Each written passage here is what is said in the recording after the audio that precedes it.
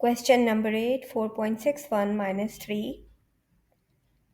Though I have added 0 at the tens place and 0 at the hundreds place, but even if it's not put, answer will remain the same.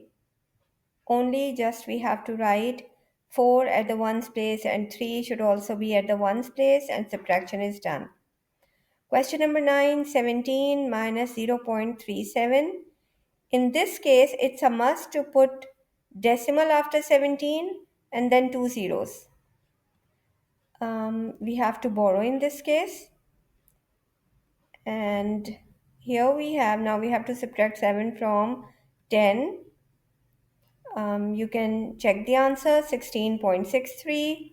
Next question, addition and subtraction both in question number 10. This will be solved in 2 steps. First, we have to add 8.7 plus 19.2. We get our answer, and the next step is subtract 3.8 from 27.9 and check your answer. Next, we are going to do question number 11, 12, and 13. In question number 11, we'll start solving from left to right. So we have to do subtraction first. After 25, we have to put a decimal and a 0 to subtract. The next step, after getting this answer, we will be adding.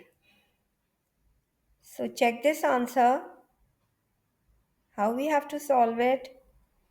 We got 17.2, we have to add 9.5 to it, and we get our answer. Now question number 12, again both addition and subtraction. In this case, it's 3.6 minus 8.74. We always have to write the bigger number. We have to subtract smaller number from the bigger number. But the sign, if it's minus 8.74, we have to write that. Signs will not change. The answer is negative 5.14. Now we have to add 9 to it. And let's see. Acha, the sign is plus 9. But because the signs of both the numbers are different, so we have to subtract it.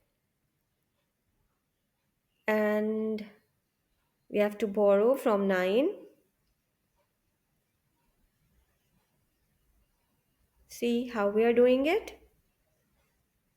And the answer is 3.86.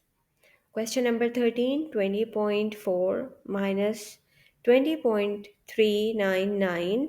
In this case, we have to add 2 zeros to subtract 99. And we have to borrow from 4. 0.001 is the answer.